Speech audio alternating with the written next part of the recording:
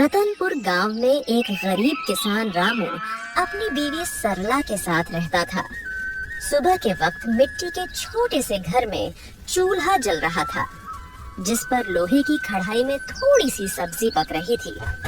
अचानक दरवाजा खटखटाने की आवाज आती है। अरे इतनी सुबह सुबह कौन इतने जोर जोर से दरवाजा पीट रहा है?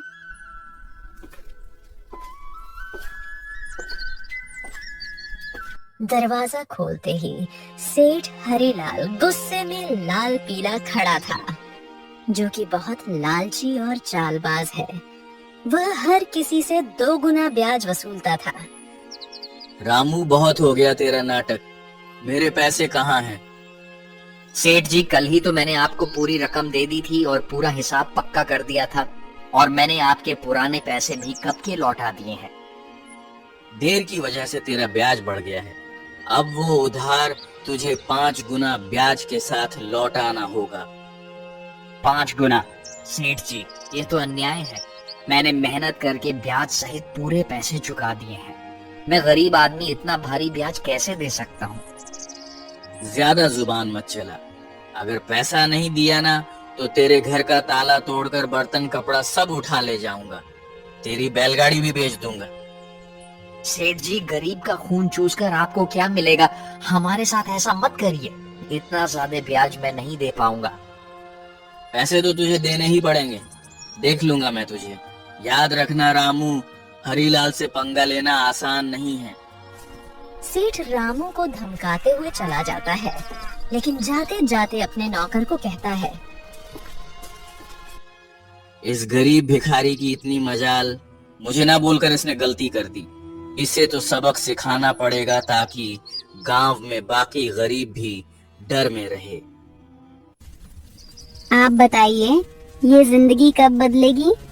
रोज रोज 2 वक्त की रोटी के लिए जूझना पड़ता है। कभी मन करता है घर की टूटी छत ठीक करवा दूं, तो कभी सोचती हूँ कि हमारे पास भी अच्छे कपड़े हों, लेकिन लगता है किस्मत ने हमें बस तंगी ही दी है।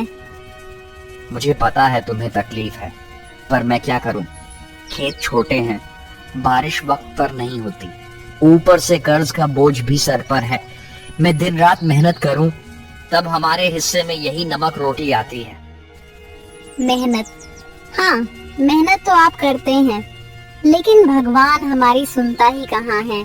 लगता है जैसे भाग्य ने हमें इस गरीबी में ही सड़ने के लिए भेजा है। सरला ने आह भरी, पर चुपचाप सब्जी पकाने लगी। कमरे में सन्नाटा था।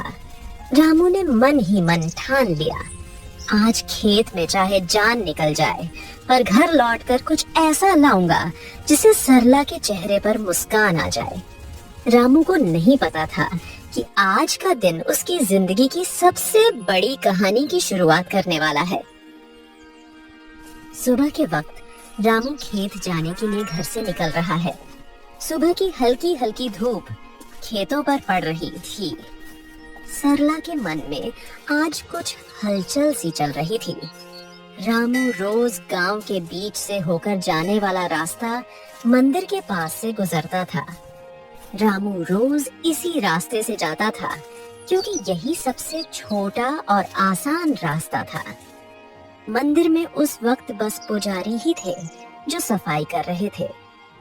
प्रणाम पंडित जी, कैसे हैं आप? तबीयत ठीक है ना आपकी? हाँ बेटा, सब अच्छा है।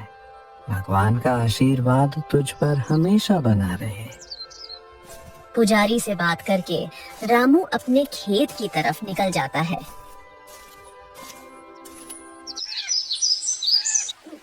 उसी शाम गांव का सबसे अमीर सेठ हरिलाल अपने नौकर के साथ बैठा था। वह बहुत लालची और चालाक था। उसके मन में एक खतरनाक योजना पनप रही थी। सेठ हरिलाल अपने बड़े से घर में खाट पर बैठा पान चबा रहा था। पास में उसका नौकर कालू खड़ा था। अरे कालू सुन, मंदिर के गहनों को देखकर मेरा जी ललचा गया है। कल रात मंदिर में जो सोने चांदी के गहने हैं ना, वो मेरे घर में होने चाहिए। गांव वाले मेरी इज्जत करते हैं, लेकिन पैसा और बढ़ाना है मुझे। सेठ जी, पर यह तो पाप का काम होगा। भगवान के घर से गहने चुराना अच्छा नहीं लगेगा। अरे मूर्ख, भगवान को क्या जरूरत है गहनों की? उनका क्या होगा इनसे? असली भगवान तो पैसा है, और पैसा इंसान के हाथ में अच्छा लगता है। पर गांव वाले अगर उनको पता चल गया तो? बस यही तो मजा है। चोरी हम करेंगे और इल्जाम किसी और पर लगेगा। पता है किस पर? उस गरीब रामू पर। आज उसकी और उसकी बीवी की जुबान बहुत ज्यादा ही चल रही थी। रामू, वो तो रोज मंदिर के पास से ही अपने खेत के लिए जाता है ना? हाँ, हम इसी बात का फायदा उठाएंगे। सबको लगेगा कि उसी ने चोरी की। गांव वाले पहले ही उसे तिरछी नजरों से देखते हैं। बस आज रात ही हम अपना काम कर देंगे और सुबह हंगामा हो जाएगा। तो बस ये याद रख, कोई गलती नहीं होनी चाहिए। आधी रात को हम मंदिर में घुसेंगे, गहने उठाएंगे और अपने गोदाम में छुपा देंगे। सुबह मैं खुद शोर मचाऊंगा और रामू का नाम लूंगा। कालू डरते डरते सिर हिलाता है और अपने सेठ की बात मान लेता है।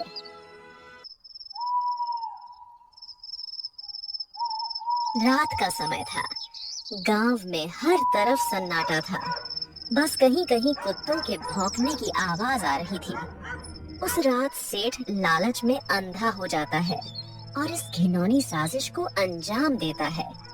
अपने नौकर से मंदिर में चोरी करवाता है। पास ही अंधेरे में एक काली बिल्ली म्याऊं करके गुजर जाती है, जैसे वो इस पाप की गवाही दे रही हो। अगली सुबह गांव के बीचों बीच मंदिर के सामने एक भीड़ इकट्ठी हो गई थी। हर कोई जोर जोर से बातें कर रहा था। माहौल में घबराहट और गुस्से की गूंज थी। अरे यह क्या हो गया? मंदिर के सारे सोने के गहने रातों रात गायब हो गए। इतना बड़ा अपशकुन, भगवान के गहने चुरा ले गया कोई। ये तो बहुत बुरी बात है। इसी बीच रामू रोज की तरह खेत की तरफ जाने के लिए उसी रास्ते से गुजर रहा था। भीड़ देखकर वो रुक गया और पास आ गया। अरे क्या हो गया भाई लोग? इतनी सुबह सुबह ये भीड़ किस बात की है? अरे रामू, तूने सुना नहीं मंदिर में चोरी हो गई? भगवान के सारे गहने कोई उठा ले गया। रामू यह सुनकर चौंक जाता है।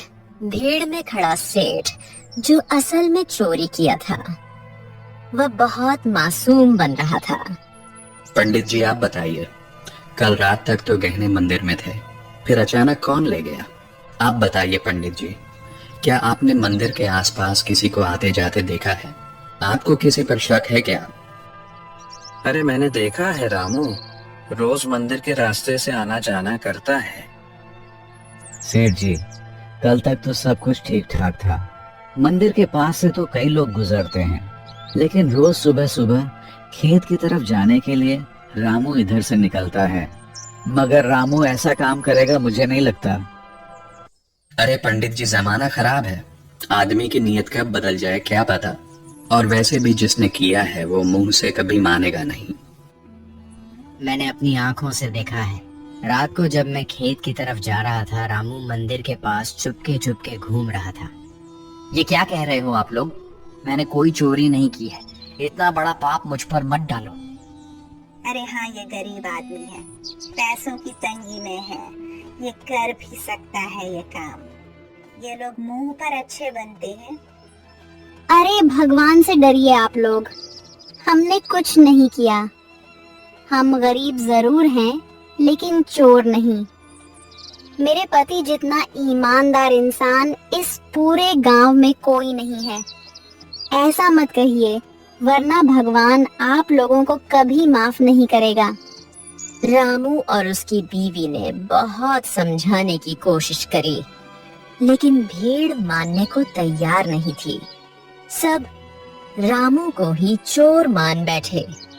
रामू और सरला की आंखों में आंसू आ गए, लेकिन भीड़ में कोई उनकी सुनने को तैयार नहीं था। गांव वालों, अब तो सब साफ है। मंदिर के गहने चुराने वाला यही रामू है, और ऐसे आदमी को हमारे गांव में रहने का कोई हक नहीं। चोरी करने वाले की एक ही सजा है, गांव से बाहर निकाल देना। हाँ, अगर इसने मंदिर में चोरी की है तो यह तो भगवान का भी अपराधी हुआ। इसे यहीं रहने देंगे तो कल हमारे घरों से भी चीजें गायब हो जाएंगी। अरे आप सब क्यों नहीं समझते? मैं निर्दोष हूँ। मैंने कोई चोरी नहीं की। मैं तो रोज के जैसे अपने खेत जा रहा था। मुझ पर इतना बड़ा इल्जाम मत डालिए। भीड़ में जोर जोर से आवाजें गूंजने लगी। निकालो इसे, निकालो इसे गांव से। भीड़ में हलचल मच गई। लोग एक दूसरे से कान्हा फूंसी करने लगे। रामू और सरला की आंखों में आंसू भर आए। उन्होंने कई बार सफाई देने की कोशिश की, लेकिन किसी ने उनकी नहीं सुनी। सबने मिलकर उन्हें गांव के बाहर निकाल दिया। रामू और सरला मजबूर होकर गांव छोड़कर चले गए। रामू और सरला रोते रोते गांव छोड़ चुके थे। गांव के बाहर एक सुनसान जगह पर टूटी फूटी झाड़ियों और कंटीली झाड़ियों के बीच एक पुरानी पड़ी झोपड़ी मिली। मजबूरी में वहीं उनका नया घर बन गया। सुनिए जी, यह जगह कितनी सुनसान है। न पास में कोई इंसान, यहाँ आसपास की झोपड़ियों में कोई रहता भी नहीं है। न खाने को कुछ है। अब हम क्या करेंगे? क्या करें सरला? जब अपना गांव ही हमें ठुकरा दे तो कहीं और सहारा ढूंढना पड़ता है। यही हमारी तकदीर है। मैं तो ये सोच रहा हूँ, आखिर चोरी की किसने है और इल्जाम मुझ पर डाल दिया गया। मैं असली चोर का पता लगाकर रहूंगा। दिन ढल गया। सरला रोते रोते सो गई। रामू सारी रात परेशान बैठा रहा।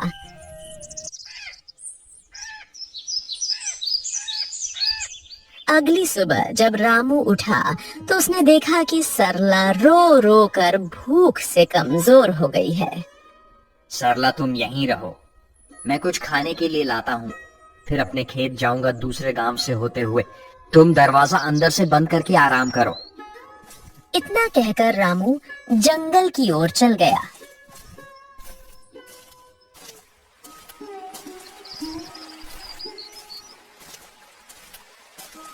रामू ने सरला को कुछ फल और आसपास की नदी से पानी लाकर दिया। रामू दूसरे गांव से होते हुए अपने खेत जाने के लिए निकल गया। अचानक घने जंगल में सामने से एक साधु बाबा प्रकट होते हैं। उनकी लंबी दाढ़ी और वस्त्र उन्हें अलग ही आभा दे रहे थे। रामू उनके पास गया। बेटा, तू कौन है? तेरे चेहरे पर चिंता की रेखाएं साफ दिख रही हैं। बाबा, मैं इस गांव का ही रहने वाला हूँ, पर अब गांव वालों ने मुझे निकाल दिया है। सब लोग मुझ पर चोरी का झूठा इल्जाम लगा रहे हैं। मैंने कोई चोरी नहीं की। रामू रोते रोते साधु बाबा को पूरी कहानी बताता है। सेठ का कर्ज, गांव वालों का इल्जाम और मंदिर से चोरी की घटना। बेटा, तेरी आंखों में छल नहीं है। तू सच्चा और साफ दिल का इंसान है। तेरी पीड़ा मैं समझ सकता हूँ। ये दुनिया अक्सर गरीब पर झूठा इल्जाम लगा देती है, पर चिंता मत कर, भगवान न्याय करते हैं। असली चोर जल्द ही सामने आएगा। ये मेरा आशीर्वाद है। पर बाबा, कैसे? सब मुझे ही दोषी मान रहे हैं। गांव छोड़कर मैं और मेरी पत्नी यहाँ भूखे प्यासे पड़े हैं। कोई मेरी बात मानने को तैयार नहीं है। मैं कैसे साबित करूं कि मैं निर्दोष हूं? इस जंगल में एक श्रापित जानवर रहता है। उसने अपनी आंखों से असली चोर को देखा है। वही तुझे सच तक पहुंचने में मदद करेगा। पर ध्यान रहे, उस जानवर को ढूंढना आसान नहीं है। उसके पास जाना होगा, उसका विश्वास जीतना होगा, तभी वह तेरी मदद करेगा। श्रापित जानवर बाबा, वह कौन है? मैं उसे कैसे ढूंढूं? यहाँ जंगल में तो बहुत से जानवर हैं। वह एक श्रापित काली बिल्ली है। सच यह है कि उसकी आंखों ने वह दृश्य देखा है जो किसी और ने नहीं देखा।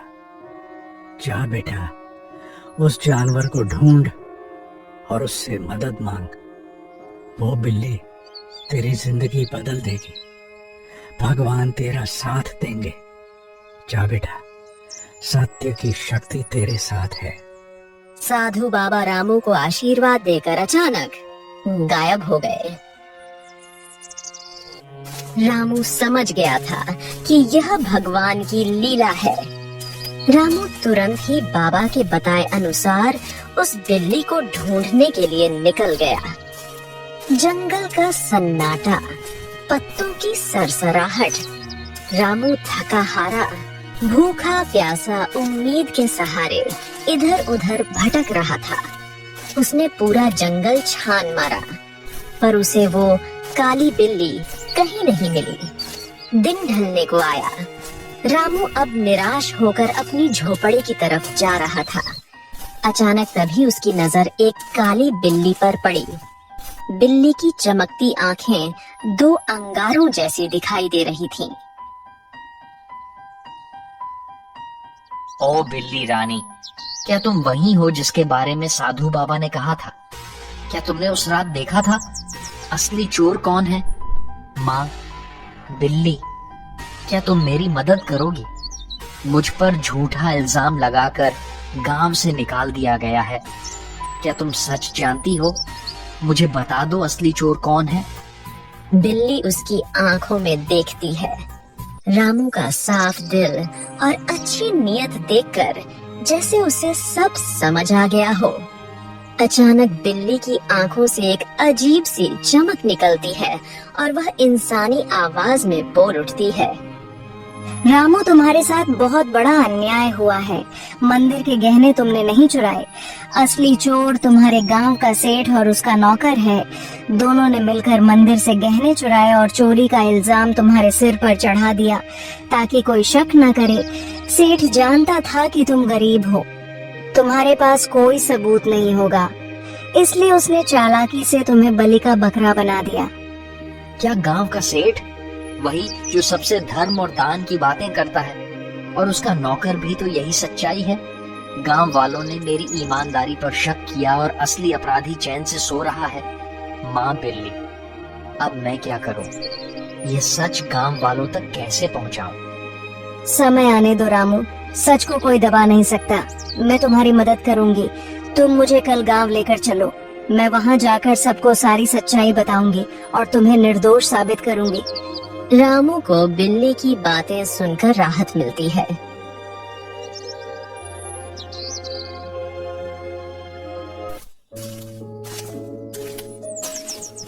वह घर जाकर सरला को पूरी बात बताता है।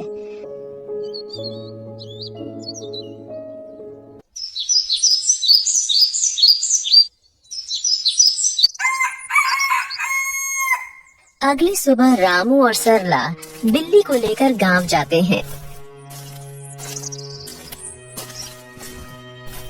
और सबको बुलाते हैं।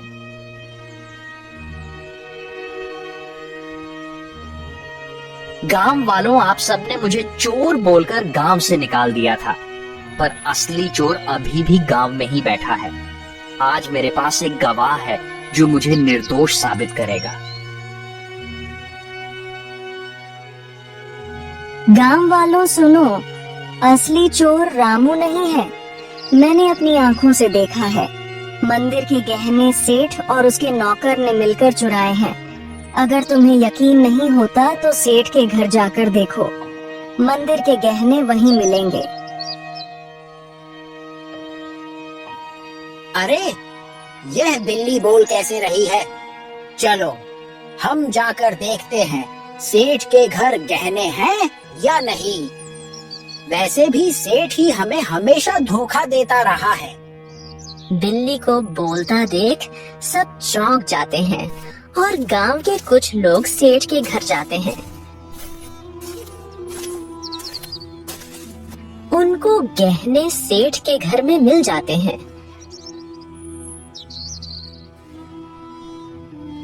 अब पूरे गांव में बातें होने लगी।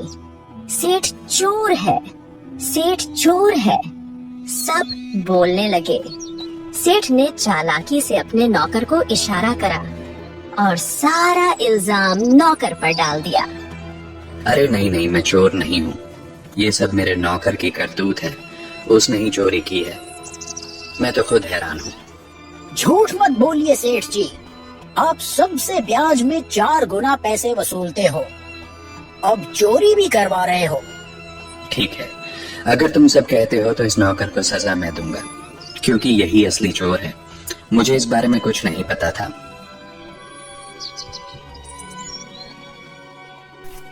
सेठ ने पूरे गहने वापस मंदिर में रखवा दिए।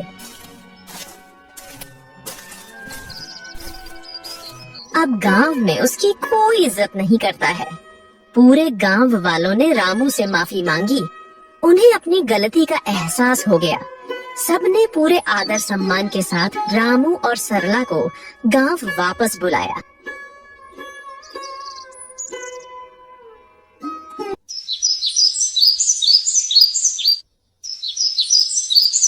रामू और उसकी पत्नी सरला अब वापस अपने घर आ गए थे।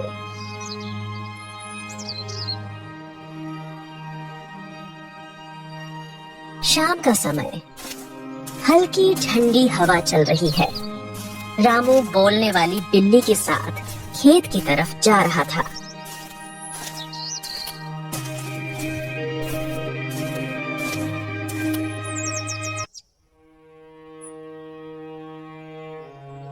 माँ बिल्ली, आज अगर तुम ना होती तो मेरी जिंदगी बर्बाद हो जाती। तुम्हारे ही कारण ही मुझे इज्जत वापस मिली। तुम्हारा बहुत बहुत धन्यवाद। रामू, अब मुझे तुमसे एक आखिरी बात कहनी है। अचानक तेज रोशनी बिल्ली के चारों ओर फैलने लगती है। बिल्ली चमकने लगती है और पल भर में वह एक सुंदर अप्सरा में बदल जाती है। रामू आश्चर्य से पीछे हट जाता है। अरे ये क्या हुआ?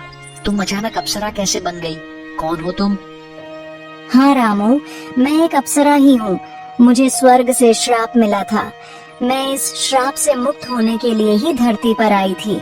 जब तक मैं धरती पर किसी सच्चे और भले इंसान की मदद नहीं करती, तब तक मैं इस बिल्ली के रूप में ही रहती।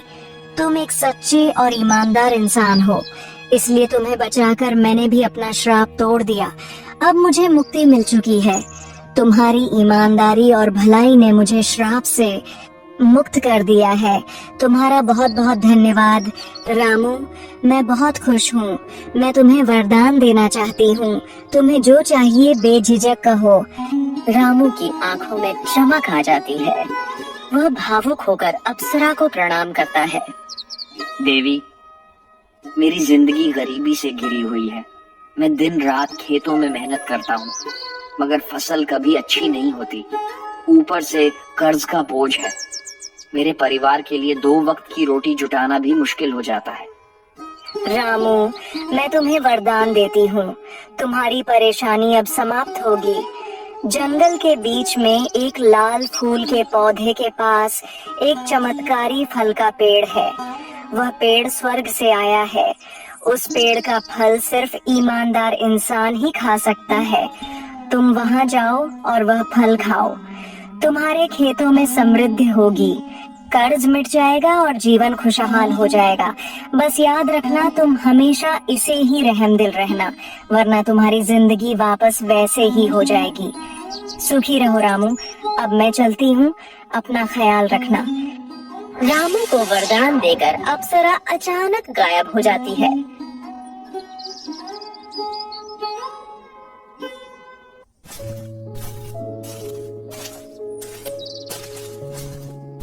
रामू जंगल में चारों तरफ उस चमत्कारी पेड़ को ढूंढता है। सूरज ढलने को होता है। थका हारा रामू अचानक लाल फूल के पौधे को देख लेता है। रामू धीरे धीरे आगे बढ़ता है और देखता है कि पौधे के पीछे एक सुंदर चमकदार पेड़ खड़ा है। पेड़ की टहनियों पर सुनहरे फल चमक रहे हैं। रामू श्रद्धा से पेड़ के पास जाता है। पेड़ देवता, मुझे अप्सरा ने आपके पास भेजा है। मैं गरीब किसान रामू हूँ। क्या मैं आपके फल खा सकता हूँ? अचानक पेड़ से आवाज आई। रामू, मुझे सब पता है। तुम सच्चे और भले इंसान हो, इसीलिए अप्सरा ने तुम्हें यहाँ तक पहुँचाया है। तुम मेरा एक फल खा लो, तुम्हारी सारी परेशानियां मिट जाएंगी और तुम्हारा जीवन खुशहाल हो जाएगा।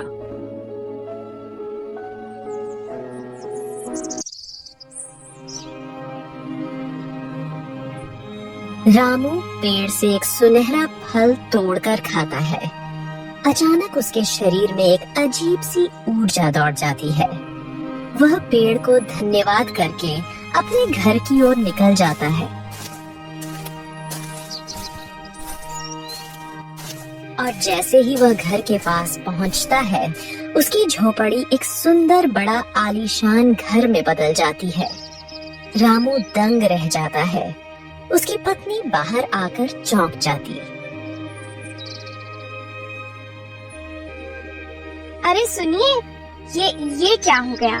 हमारी झोपड़ी कहाँ गई? इतना बड़ा घर कैसे बन गया? क्या यह घर हमारा है? हाँ प्रिय, ये सब भगवान की कृपा है। जंगल में मुझे एक अप्सरा मिली। उसने मुझे चमत्कारी पेड़ का रास्ता बताया। उस पेड़ ने मुझे फल दिया और जैसे ही मैंने खाया, हमारी किस्मत बदल गई। रामू ने सरला को उस स्वर्ग से आई श्रापित बिल्ली की पूरी कहानी बताई। इतने सालों की गरीबी के बाद अब हमारी जिंदगी बदल गई। भगवान का बहुत बहुत धन्यवाद। हाँ, मगर याद रखना, ये चमत्कार हमें सिर्फ इसलिए मिला है क्योंकि हमने कभी बेईमानी नहीं की। ये वरदान हमें हमारी मेहनत और ईमानदारी की वजह से मिला है।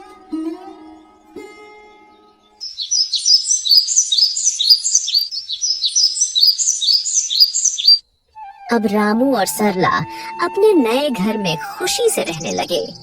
पर रामू अब भी साधारण कपड़ों में ही रहता था। उसके अंदर जरा सा भी घमंड नहीं आया। उसने हमेशा उस अप्सरा की बात याद रखी। अब रामू गांव में सबकी मदद करने लगा। उसके घर में हमेशा अनाज भरा रहता था और मेहमानों के लिए दरवाजे खुले रहते थे। वह गांव के सारे जरूरतमंद लोगों को अनाज बांटता था। सारे गांव में रामू की बातें होने लगी। हर कोई अब रामू की बहुत इज्जत करने लगा था। एक दिन गांव वालों को रामू की तारीफ करते सेठ हरिलाल ने सुन लिया। यह सब देख हरिलाल को जलन होने लगी। ये सब दिखावा है। कोई इतना अमीर अचानक कैसे हो सकता है? जरूर इसके पीछे कोई बड़ा राज है। अगर यह ऐसे ही अमीर होता रहा तो गांव में मेरी इज्जत तो मिट्टी में मिल जाएगी। अबे कालू सुन, तू जरा रामू पर नजर रख और पता कर कि इसके पास दौलत आने का असली राज्य क्या है। उसी दिन से सेठ का नौकर रामू पर नजर रखने लगा।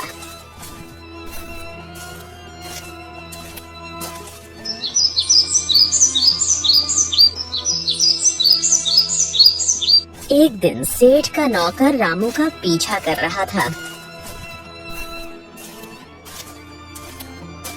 उसने देखा कि रामू जंगल में जाकर उस चमत्कारी पेड़ से बात कर रहा है।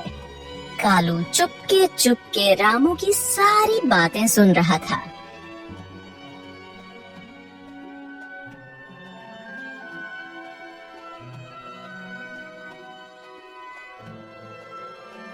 सेठ जी, मैंने सब देख लिया, सब पता कर लिया। रामू उस जंगल के बीच वाले पेड़ से बात कर रहा था। उसने उस पेड़ का फल खाया है, जिसकी वजह से उसकी गरीबी दूर हुई और वह अमीर बन गया। क्या सच में? तो चल अभी उसी पेड़ के पास चलते हैं। अगर रामू अमीर हो सकता है तो मैं क्यों नहीं? मैं तो उससे भी बड़ा अमीर बनूंगा। मेरे पास तो पहले से ही ताकत और पैसा है। उस पेड़ को मैं अपनी मुट्ठी में कर लूंगा। सेठ लालच में आकर तुरंत अपने नौकर के साथ जंगल की ओर निकल गया।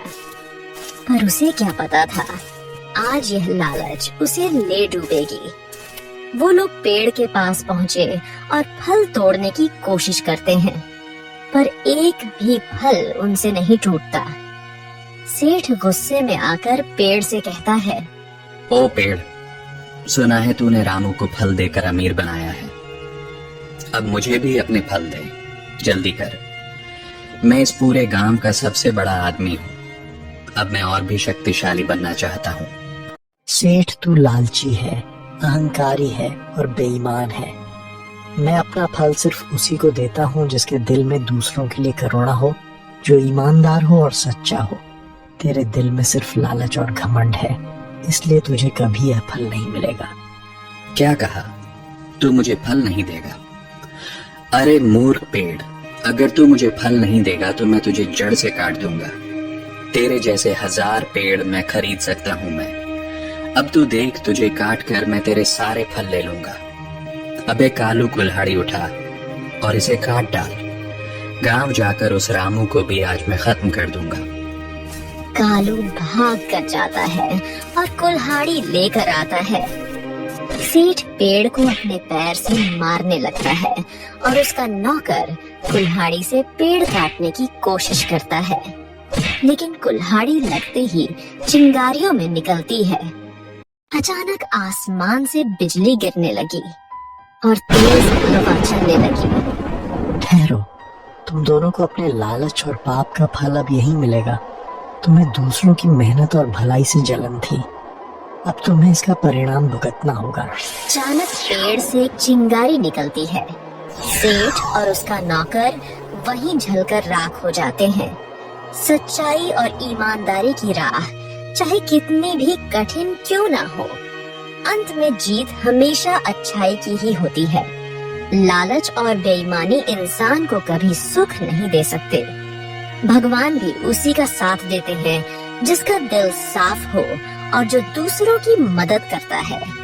इसीलिए हमें हमेशा नेक रास्ते पर चलना चाहिए।